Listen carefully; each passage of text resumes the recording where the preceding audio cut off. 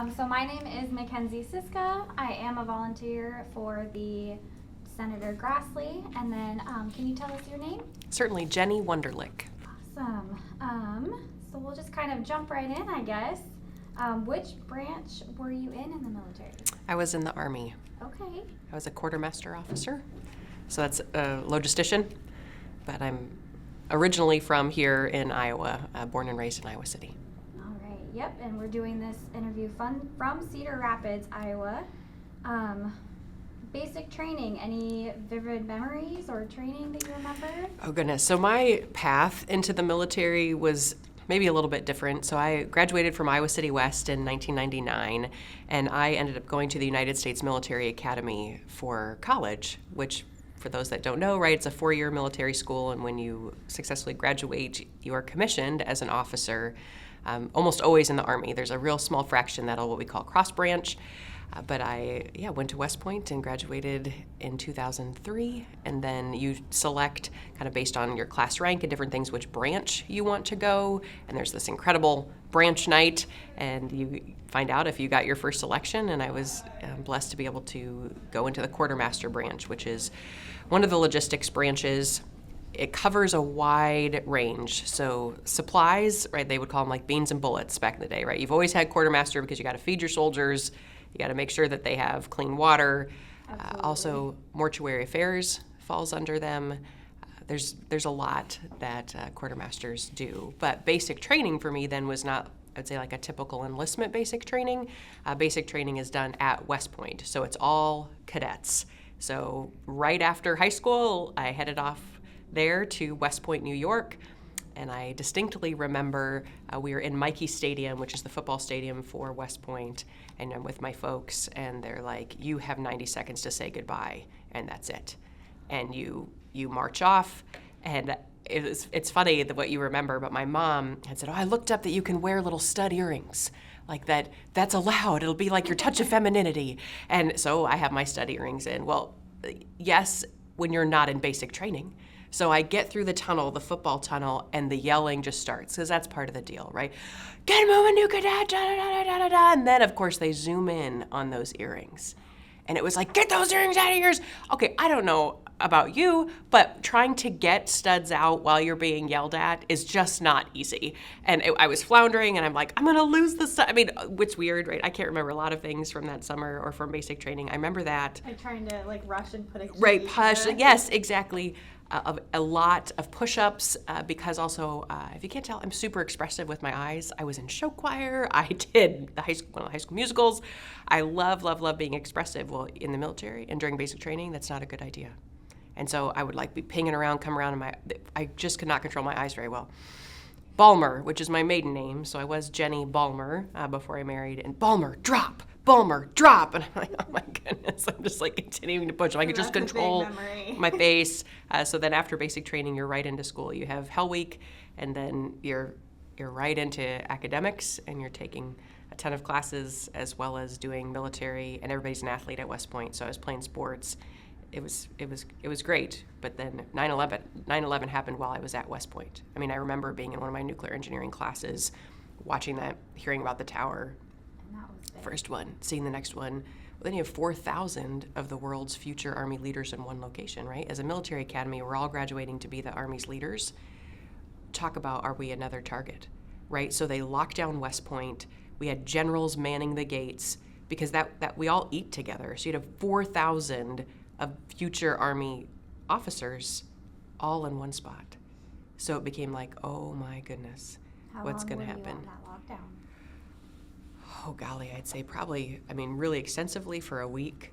And then, the security was up since then, right? And my now husband, we weren't dating at the time, but he had just graduated. And then, those people started shipping out. He was with 101st, and so he was shipped out. And then all of our training, we had been training like with Vietnam type training. This is the global war on terror is completely different. And we had not trained on that. What are these in the homes type things? So my training that I went to right after West Point for quartermaster was at Fort Lee, Virginia, and we're learning things and you're doing PowerPoint videos. And I remember I graduated December 9th, drove back to Iowa and got married December 13th. and then got to my first duty assignment either the very, very end of that December or the beginning of January, and they're like, oh, yep, and we're headed to Afghanistan. Wow. So I hadn't been with my husband really for any time. He had just gotten back from 2 deployments, and it was like, oh man, here I go. So headed over to Afghanistan, had the mortuary right off, right? So that's the morgue.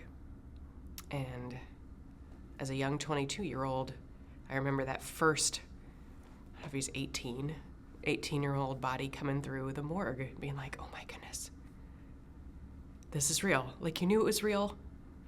Was that kind of like that solidifying? Oh, like, absolutely. Oh man, moment? This is, I went to West Point and joined the Army before 9/11, right? We hadn't been in a conflict like this. And, pardon me, it was,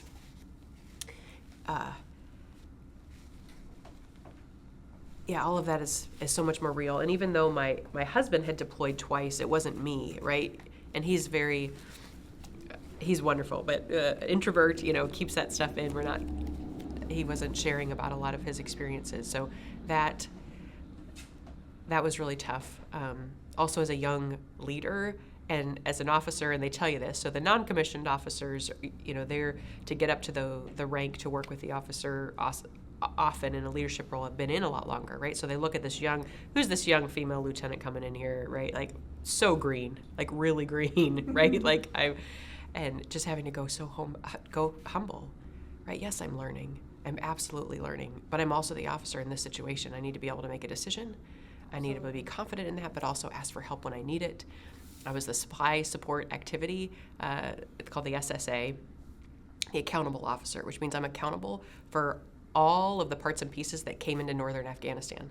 So Bagram Airfield, that's where I was. We had an old Russian hangar where when the Russians were in Afghanistan, they, kept planes. We turned it into a warehouse. So parts that were needed for Marine operatives out there, special forces, to paper, all came through my warehouse. So I was accountable for that. But what was really hard is we had KBR, like contracted non-military that like worked for me, but not really. Mm-hmm. That's so challenging, right? I'm not over you, but yet I'm supposed to guide you. And he's probably 50, this KBR guy who was in charge of them, and he was, I would say crusty. I don't know how to say it. Like he was so like, man, I don't want to listen to you. I don't want to talk to you about anything. You don't know anything. And my family has a distribution business in Iowa City, so I grew up in warehouses. Mm-hmm. I understand warehouses, but that was very, very hard, especially as a young female. Like I realized that I am swimming upstream here, and I just needed to work my tail off. That yes, I might not know a lot, but goodness, no one's going to work harder out here.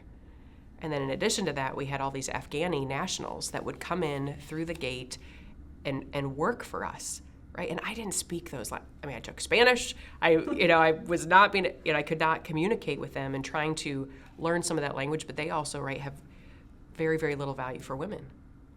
So this was like, double whammy, tough. But then trying to get more information, and one of them worked for me as a doctor in Afghanistan, right? But the terrorists had come in and he couldn't be a doctor, but he wanted to feed his family.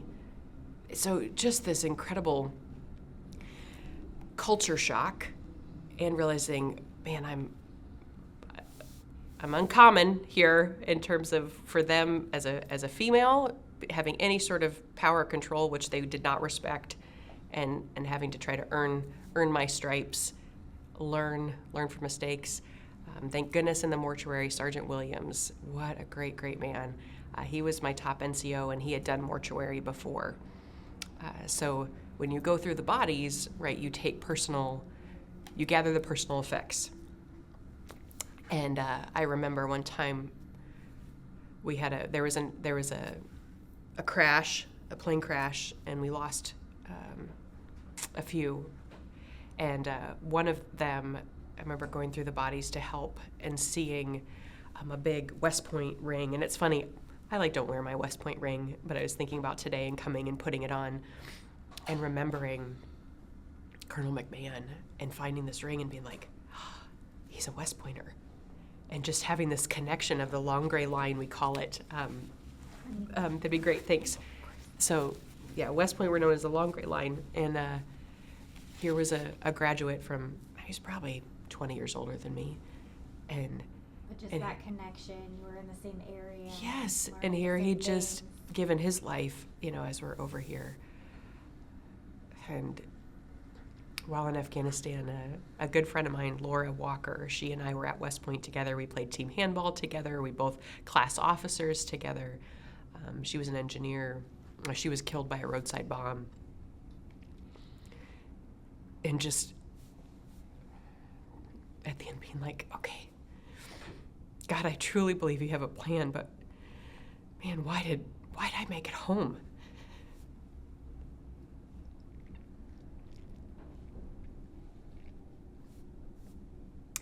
But really wonderful things that you never hear about. You'll never hear about on the news. Happened. My mom did this fantastic drive back here, and she called it Operation Cover Their Souls. And she got hundreds and hundreds of pairs of shoes. And that was something she organized? She organized it, and I would tell her about what was happening. And because we could email at that time. And so hundreds of pairs of shoes, and then backpacks and school supplies. And the one time we call it going outside the wire. Again, I was in a much safer place than so many people. So many people. So sometimes it's hard to share because you feel like, man, why do I have to share? Like for anything, I was fairly protected as you can. I mean, we'd have mortars come in and you'd get in the bunker and be like, okay, I hope I don't die tonight. But so anyway, driving outside the wire, and I remember for the first time seeing like people with AK-47s on the side of the road, like pointed at the vehicle and being like, oh my goodness, like that person could just start shooting at me right now. And how do you react to that? What do you do? For me, my faith is the most important thing to me. So I'm like, okay. So that was like a major thing that helped you. Oh, completely. Yeah, my relationship with Jesus and being like, you know what? I get to go see you today. I get to go see you today, Jesus. But if it's not, okay, just help me do what you want me to do. Help me to be a really positive example and leader to everyone around me. And he would just give me peace. He'd give me peace. He'd give me confidence. So we get outside the wire and we go to deliver all these school supplies. So we get out, and only men can come. Okay. Right. So I walk down this little hall, alleyway maybe in this little village in Afghanistan, and these little girls pop out, right? So they're coming to see, and my shape's a little bit different in a uniform down there. Sure. Not you can't tell, but I have my bun sticking out the backside of my Kevlar helmet, so you can kind of tell it. I'm a female, but you're all geared up.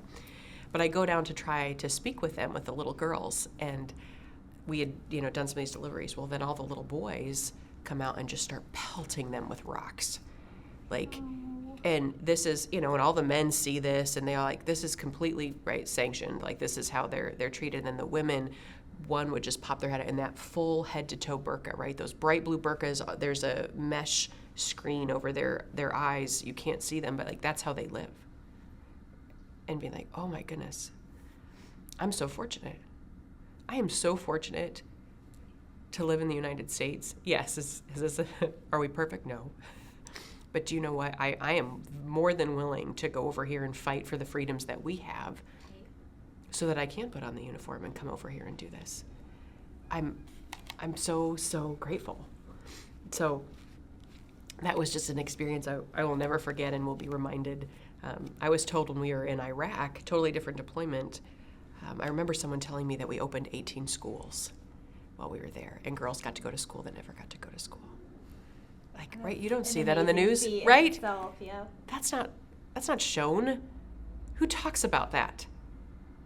Right? They talk about pipelines. They talk about soldiers dying, right? They don't talk about those things. And it didn't matter the news source. Strides that you're making. Right. They would come in and they would interview. On my second deployment, I worked for General Mixon, another really wonderful man, and they would interview him. And then I would watch the clip later, and they had totally chopped that whole thing up.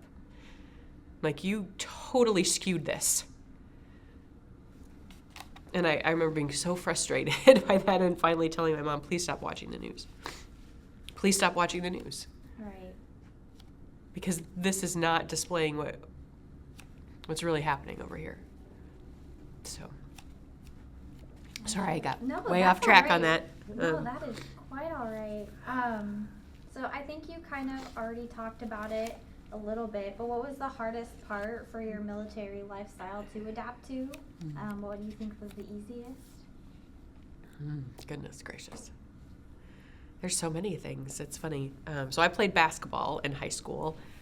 I wish I would have run cross country. Like I was not a strong long distance runner. Not a runner. I was like, good night. I wish that I would have been better at that. So for me initially, the physical part, and I speak around the state actually to students applying to West Point or to the military, and I share a lot. I said the fastest way as a female specifically that you can set yourself apart is to be strong physically.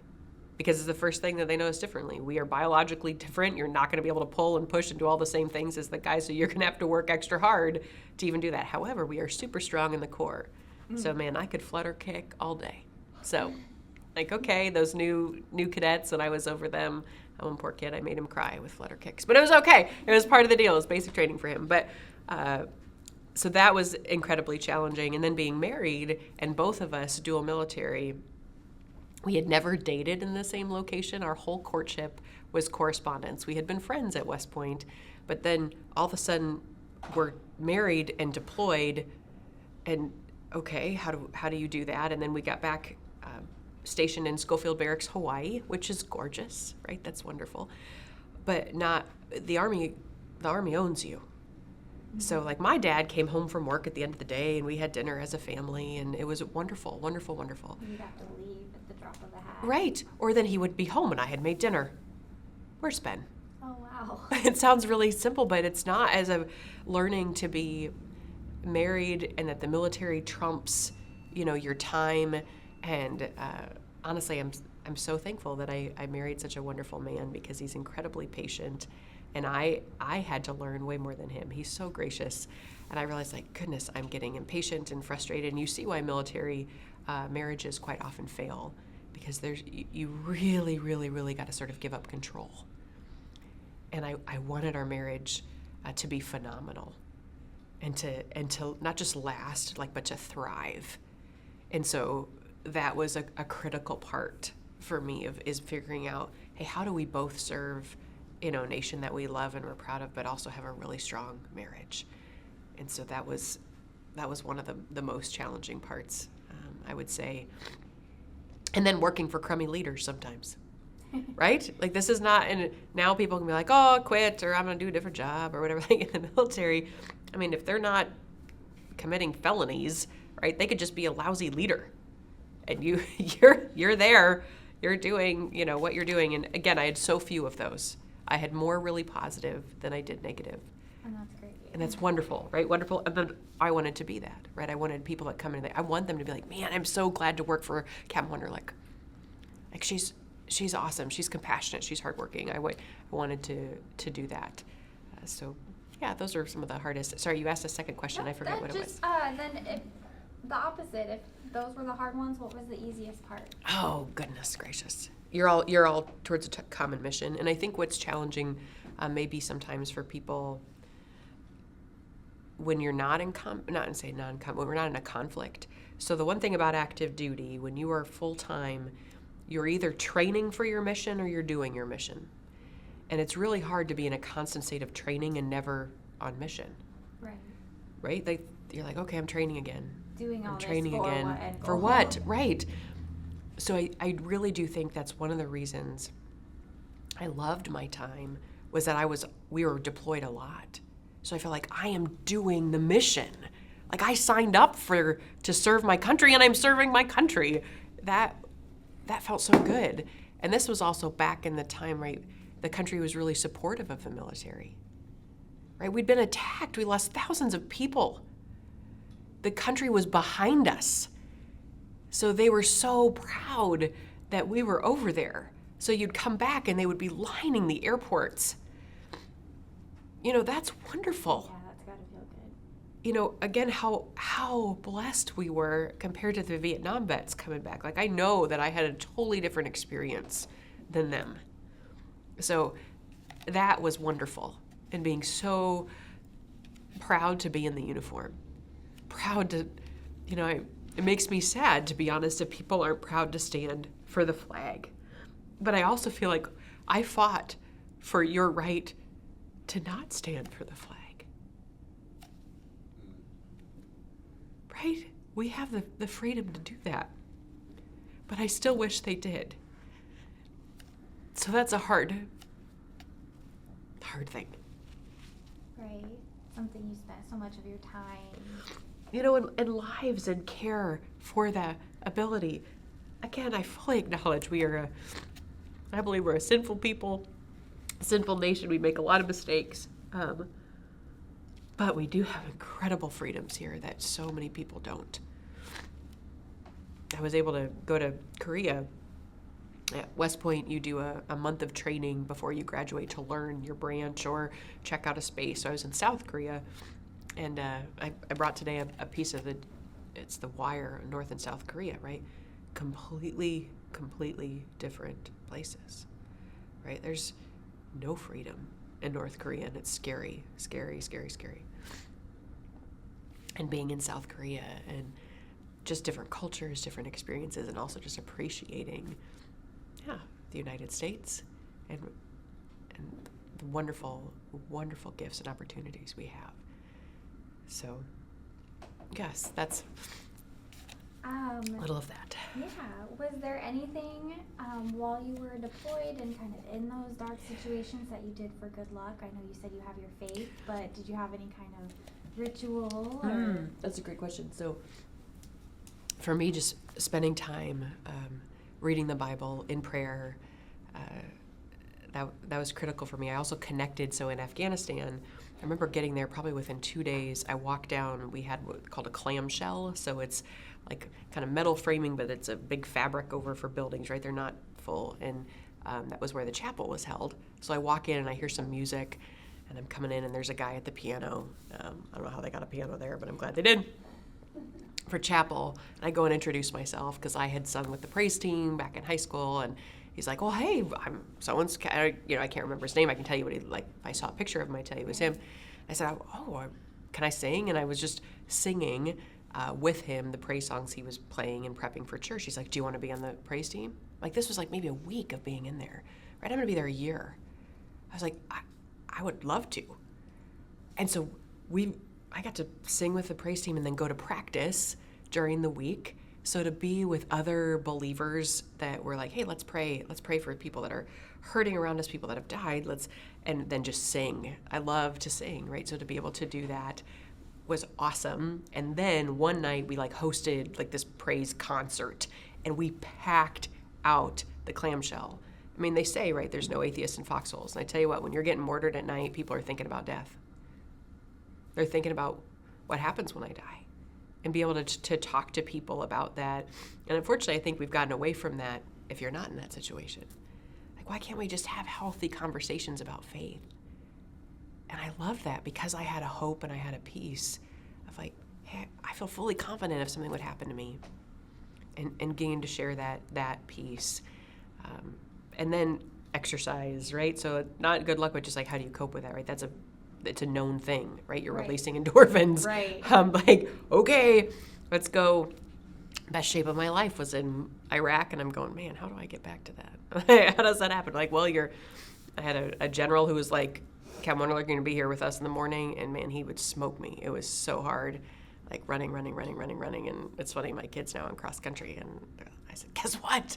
At one point, I could do 2 miles in 14:10. What? I said, I know, it doesn't look like it, but I could. But it was just that consistency, and when you're growing in that space too, you feel great. So that faith first, but then also fellowship with other people, and then exercise, and that was great. And I also put together usually lots of fun activities, so I'm a game person.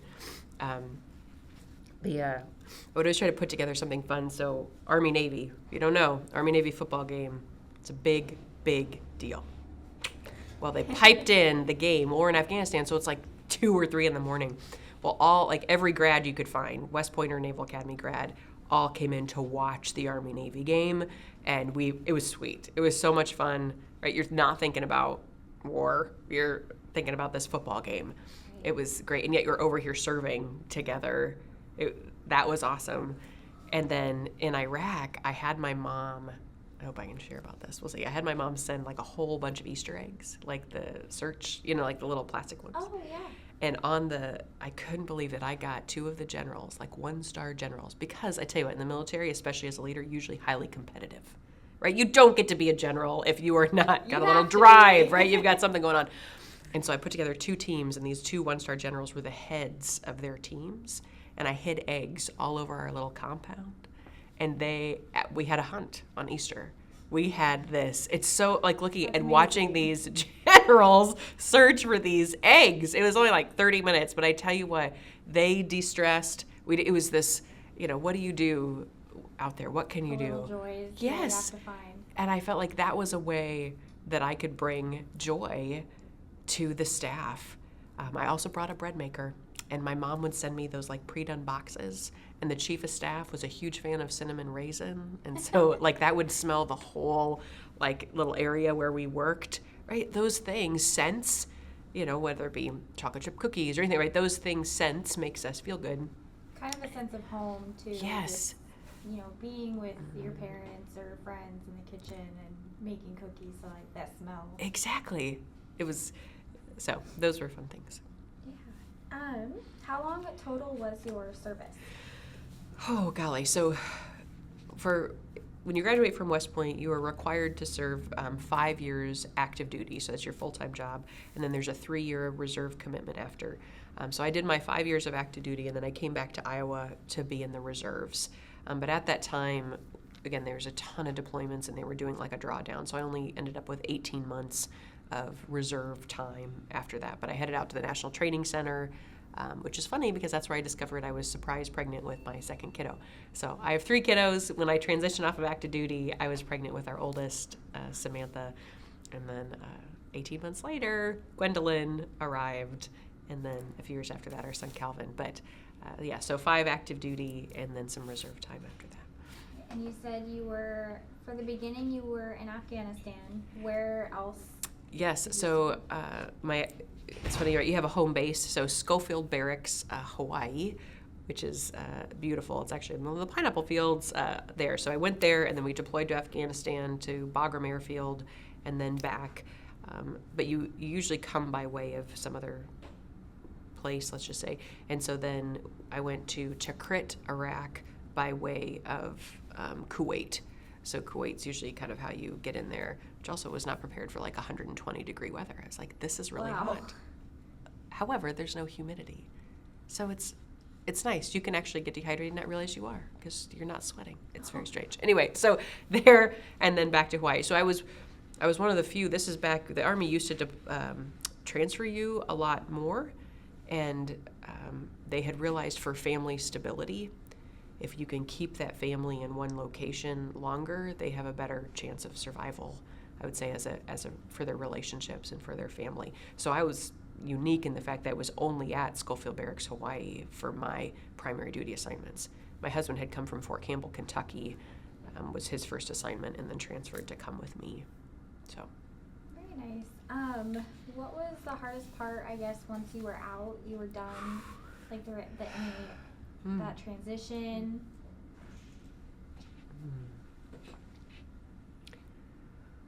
Good and bad about Iowa is, right, there's not a ton of military people kind of around, right? We're not by a base. So you weren't seeing other military folk that you could really connect or talk about things with easily. I am right blessed that my husband and I served together, so at least we could talk together. Sorry, that'd be great. Thank you. So that was very helpful. Add to it, though, that I was pregnant, and then we had the flood of '08. So we were flooding by our business, our family business, so we came back to learn the family business in Iowa. My dad had said we were transitioning. He said, you could try the family business. If it's not for you, that's okay. But we came back. Well, this is also when the housing crisis was happening, and I'm in a distribution business. So we came into the business when then things tanked. So here we'd come from a fairly, I would say, stable career to oh my goodness, possible fourth generation of a family business in a really terrible time, and I'm pregnant, and I've just transitioned out of combat. I think I did not realize the stress maybe that was like subtly in there, to be honest. It was, I just didn't deal with it. Well, once you're in active duty, you've kind of always got that alertness. So then once you're done, you kind of have that second to breathe, and that's it was very strange. Yes, I'm like, I need to be go, go, go. I mean, I remember I came back to work super fast, brought Samantha with me. That's also my personality, though. Like, I'm like, give me 5 more things to do. Like, I like spinning about 50 plates. I do remember pretty soon after coming back, we went to a small town. My husband and I got connected with in our church being high school youth group leaders to help, and I think that really helped to pour into students because that's something we're passionate about. And so we went to one of their high school basketball games, like a kid that was in our small group. And at the high school, you know, like a local or a small local high school nearby, and a girl was singing the national anthem from a small town high school. Was it the best rendition of the national anthem? No. But she, you know, was trying, and I remember standing in the bleachers in the gym, and there were this high school boy, probably maybe like one in front of me and over. Man, I'm gonna get really mad. And he was just like snickering the whole national anthem, right? Because of this girl, and he's being a dumb high school kid. Right. And my sister was with me at the time, thank goodness, and she was 6 years younger. Like my mom, is full of like grace and mercy and calmness. She's just wonderful. And I think she can watch me, and the rage is just sort of building up. Like, I want to be like, this is the national anthem. Let me tell you about Laura Walker, who I lost. I was so mad.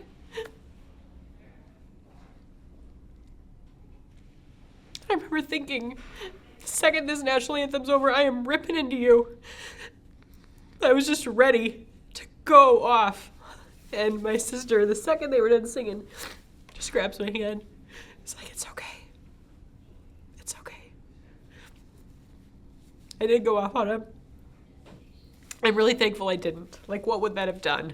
Like, looking back at, like, what, some wacko lady couldn't keep her emotions in check. That's understandable. How soon after you had gotten back was that? Do you remember? I mean, that was still probably, it was a basketball game, and we got back to Iowa in March, so it would have been, I mean, even 7 months later. So it's still fresh. Right. So I think it sounds, I'm really thankful we're in Iowa because there's not a ton of traffic, but they talk about random PTSD like lines. Like, I don't want to be in lines. Why am I waiting in lines?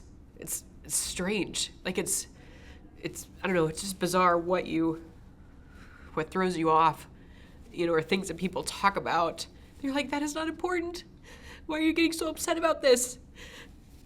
It has helped me in business now. It's funny, even with my own team, you know, if they make a mistake or we sell something wrong or something breaks, like, this is not eternal. This doesn't really matter. It's okay. So I do think as a leader that has helped me. However, when I first moved back, I had these 3 women who were all older than me, some like by 20 years, that worked on my staff. And I feel so bad for them. None of them work for me anymore, and I feel bad because I treated them like soldiers. Like, that's what I was used to, being over soldiers, so I was very direct. Like, we're gonna do this, we're gonna do this. Like, oh great, boss's daughter comes back and she totally upends things. You know, I'm going, oh my goodness, looking back, I so had to be humbled. I just was not, I'd only led soldiers, that's all I knew. And as a woman being in the military, you have to Be have that tough skin. and yes, and I think I really tried to break the mold. Be careful I say this, but I feel like in the Army, in the military in general, women are known either you're a bitch, or you're sleeping around with everybody, or you're kind of just like, I would say an idiot, but like, it's interesting. You're either like, so which one are you, right? They're ready for that, and my mission was to be none of those. My mission was like, I'm going to totally upend every single person's view of what a woman can be in the military. because you can be a really wonderful leader and be kind and be compassionate and be capable. You can. And that was something that I was like, I'm going to do that. I want to change people's view. And so that was one of my goals. And then any like reflections, I guess, since then you kind of talked about, but any message you would like to leave for future generations or anyone who is thinking about joining the Thank military? you. It's a big decision. I tell anybody that's thinking about joining the military, man, think long and hard about it. For me, I would say pray. I would really, I think faith in any situation is critical, but especially if are you willing to give your life? So if you would give your life, what happens after? And what do you think about that? And that being willing to lay down your life for the person next to you. It really is a brotherhood. And I don't mind saying brotherhood. I don't know, I'm not one of those women that gets frustrated with brotherhoods or whatever. We're all together. We're a family. And it is so wonderful to have that. And you can pick up with any military person anytime and talk about service.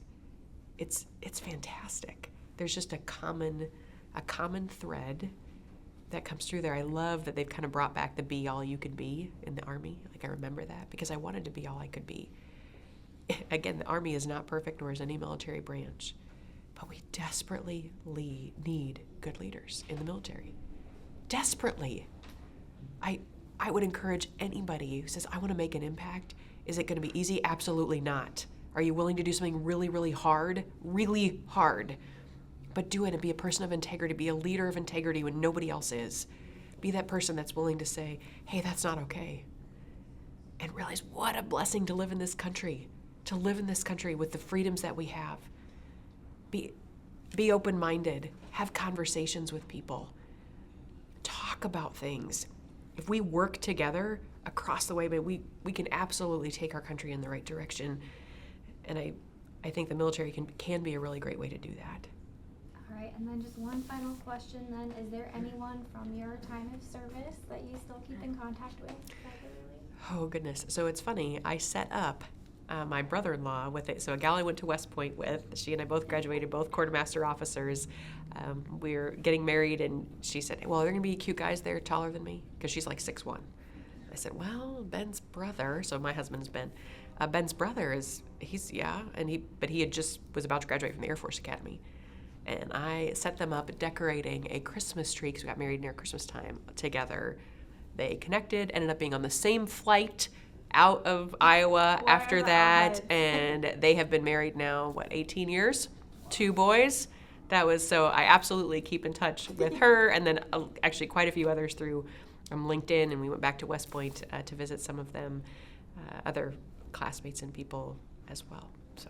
Nice. Well, it was great talking with you. Thank you for your service, for sharing with us your story. Thank you. We really appreciate it. I'm so honored to be here. Thank you for this time and being willing to listen. Of course. Thank you. Appreciate it.